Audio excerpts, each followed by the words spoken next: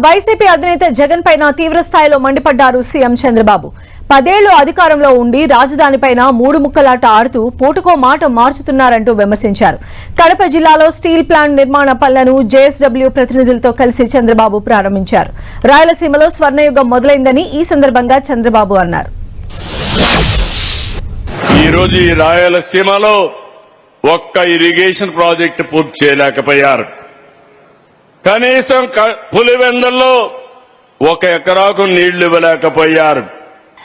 నేను అడుగుతున్నా నాటి ముఖ్యమంత్రిని, ఒకప్పుడు R&R నేనే ఇచ్చా, మళ్లీ R&R నేనే మీకు ఇచ్చి మీ సమస్య పరిష్కారం చేస్తానని హామీ ఇస్తున్నా. అవుకు టనల్ పూర్తి చేసి కడాన పులివెందులకు కూడా చీనీ తోటల బతికిచ్చాం. పైడిపాలెం చిత్రావతి లిఫ్ట్లు పూర్తి చేసి రైతుల కష్టాలు తీర్చాం. పులివెందుల మండలంలో ఎర్రబల్లి చెరువుకు కూడా మేమే నీళ్లు ఇచ్చాం తమ్ముళ్ళు. ఆ విషయం మీరు గుర్తుపెట్టుకోవాలి.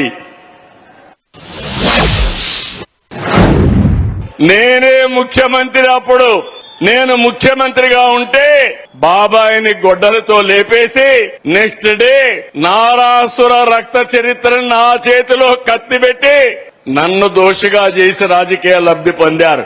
అవునా కాదా అని మిమ్మల్ని అడుగుతున్నా. మీకు గుర్తుందా అని మిమ్మల్ని అడుగుతున్నా. అలాంటి వ్యక్తి రాష్ట్రానికి ఏం చేస్తారని అడుగుతున్నా. విధ్వంసమే అజెండాగా ముందుకు పోయారు. ఇప్పటి వరకు విధ్వంసాన్ని చేశారు. అమరావతి రాజధానిగా ఒప్పుకున్నారు. ఒప్పుకున్న వ్యక్తి సీఎం అవుతానే 3 రాజధానులు అన్నారు, నాటకాలాడారు.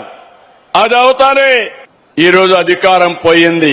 పోయిన తర్వాత గమ్మునుంటారంటే కేంద్రం చట్టం చేసిన తర్వాత నావిగన్ అన్నారు, నిన్న విజయవాడ అన్నారు. రేపేమంటారో నాకు తెలియదు. మతి స్థిమితం లేని వ్యక్తులతో రాజకీయం చేయడం నా చరిత్రలో ఎప్పుడూ నేను చూడలేదు. మన రాజధాని అమరావతి అవునా కాదా అని మిమ్మల్ని అడుగుతున్నా. గట్టిగా చెప్పండి. ఈ కడప గడ్డ మీద మనం అందరం చెప్పాల్సింది మన రాజధాని అంటే సగౌరవంగా అమరావతిని గట్టిగా చెప్పండి. ఇటీవల కాలంలో ఎక్కడ చూసినా గంజాయి బ్యాచ్ వచ్చింది, బ్లేడ్ బ్యాచ్లు వచ్చాయి. గంజాయి బ్యాచ్ కి తల్లికి భార్యకు కూతురికి కూడా తేడా తెలియదు. అలాంటి వాళ్ళని డీల్ చేయడం చాలా కష్టం. ఈ రోజు ఇక్కడ ఉండే ఒక రాజకీయ పార్టీ నాయకుడు, మన ఈ జిల్లాలో ఉండే వ్యక్తి గంజాయి బ్యాచ్ ని వెనకానేసుకుని వచ్చే పరిస్థితి వస్తే బాధేస్తుంది. రౌడీజానికి నాంది పలికితే బాధేస్తుంది.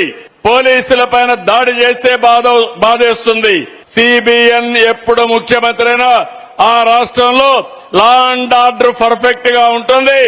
ఎవరైనా మా ఆడబిడ్డల జోలుకొస్తే అదే చివరి రోజు అనేది నా ఆదేశాన్ని మరొకసారి విజ్ఞప్తి చేస్తున్నాం.